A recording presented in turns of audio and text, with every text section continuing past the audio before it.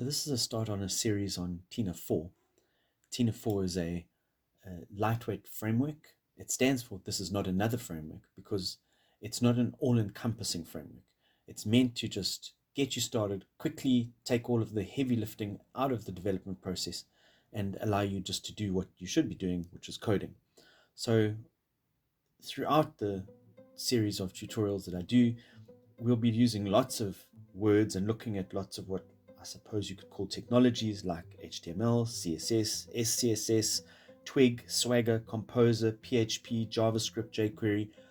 I'm not really going to touch on them because that's not the purpose. The purpose here is just to show the functionality of Tina4 and to help you get started and help you get moving quickly through the process of developing software using Tina4. So I'm going to be using PHP Storm, which is an IDE specifically designed for PHP. I use it on a day-to-day basis. There's no endorsement here. It's just merely this is what I'm comfortable with, and it's going to achieve everything that we need to do. It's also important to say that I do not get paid by Tina4 to do this. I do use Tina4 on a regular basis to build software solutions for clients.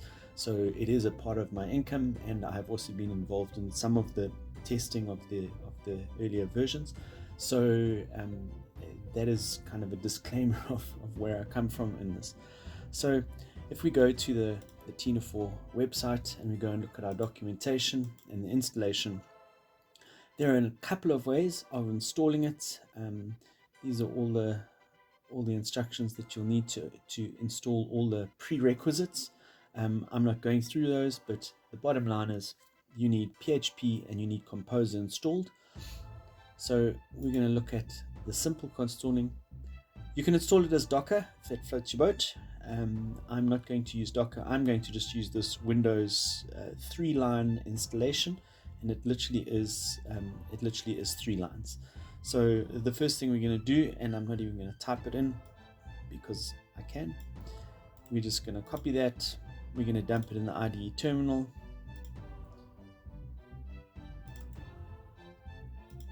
And we're just going to let Composer run. So if you don't know, Composer is a package management system for PHP. It's a simple way of just keeping version control on libraries and packages. And it's just going to go ahead and install that. And then we're going to see what happens every time we run one of these commands. So I'm just going to refresh my project here. Let's get that back. Oops. Right. And so we can see what's happened is Composer's put in the Composer JSON file and the Composer lock file. And so we can see that all we've done is just install Tina4 PHP. In that, it has installed a vendor folder, which is the Composer vendor folder. And in here are all the libraries that are being used. So Tina4 builds on a number of PHP libraries, all of which you can see here. And it's also the Composer autoload file, which is also quite important. So that's the first stage of it. At this point, I'm actually going to add version control because it's going to be really handy for us to see sometimes what is happening every time we run a command. The other thing I'm going to do is, and what I would highly recommend, is I'm actually going to just add a git ignore file so that we can just not put everything up to the repository. Okay, there's our vendor folder. So that's all the Composer vendor folder. So we don't need that because that's not going to be part of our actual project. I also always get rid of the .idea folder, which is a PHP Storm folder for all of its settings.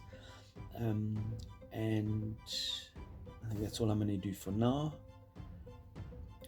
Then we're going to do the next command. And the next command is just this Tina4 exec initialize command.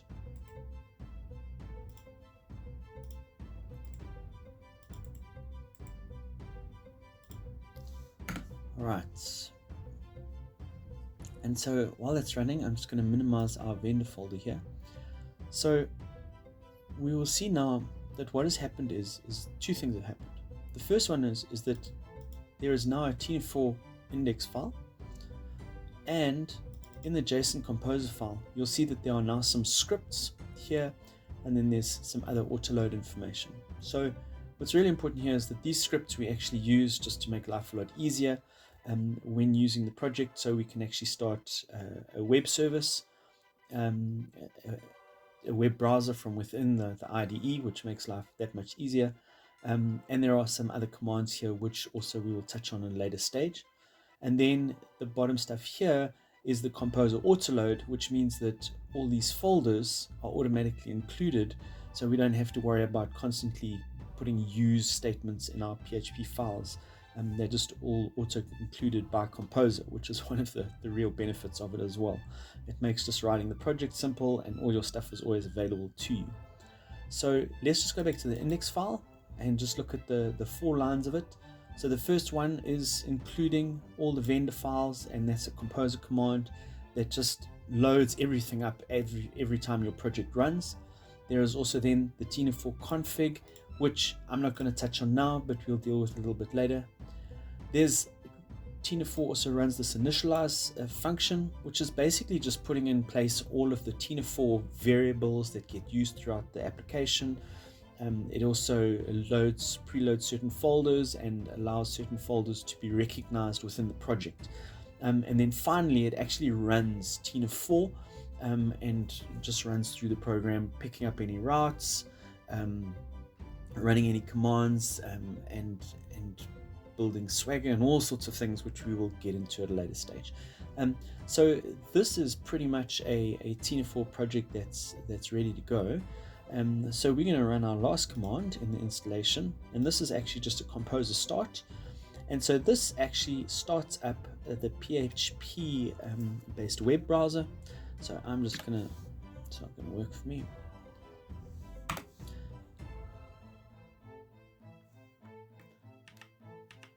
So let's try not to overwrite anything. That's never useful. So let's do it here. So we go composer start,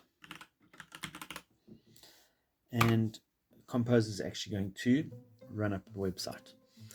And so there it's run it up. It's running on my local host, and if I actually select it, I will actually get a web page that comes up. So what has happened in all that time? So the first time that when it actually did the composer start, it's actually run through, and you do your first run through, it's actually put in some extra files here. So it's actually added in a little favicon. It's also added an env file or an environment file. It's really useful to make sure that that's added to your git ignore, because that's the kind of place where you will put your database connection information, all the secure stuff that you don't really want going up to your repository. So generally it's a good idea to include that there. And then it's included a whole bunch of folders up the top here. We're just going to quickly run through them. So there's the bin folder, which has got a whole bunch of other libraries and things that have been included, plus some Tina4 libraries which have a few tools in that you can use. There's a log folder. It also generates some security keys that you can also use then within the application. And then most of the time you'll actually end up in the source folder. And in here there's a number of folders that have been set up.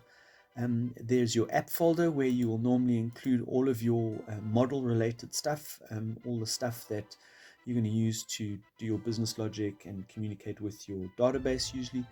There's the object relational mapper, where you normally put all your objects, and there is then the public folder, which has got some components and things in. There's a little bit of JS, the Swagger stuff.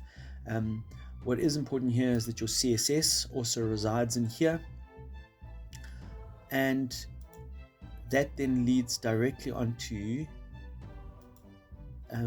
the SCSS here, in which you can actually put SCSS files in here, and they will, every time you run it, it'll actually check if there's been any updates, and it will auto build your default CSS file.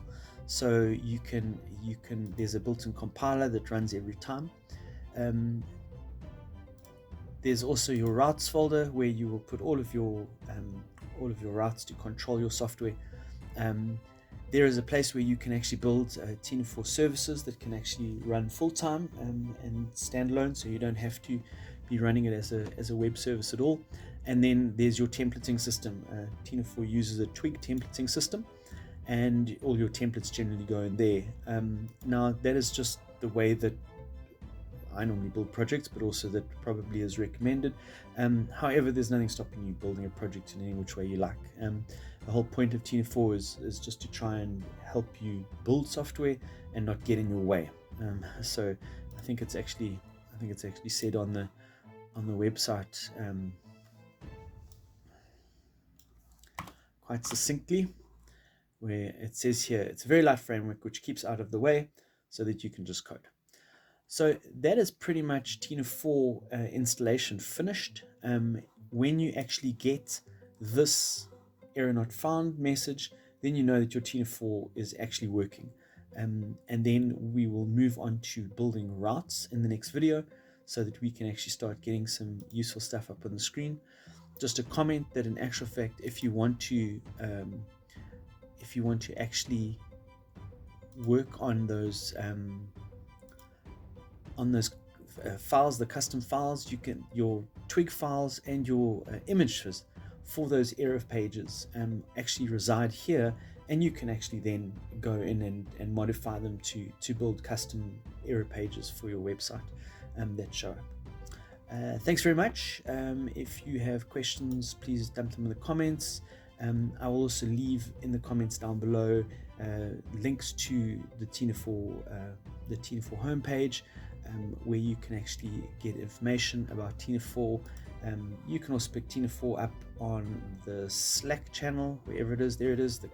Connect to the Slack channel. It's an open source project, so you can actually get code on GitHub as well.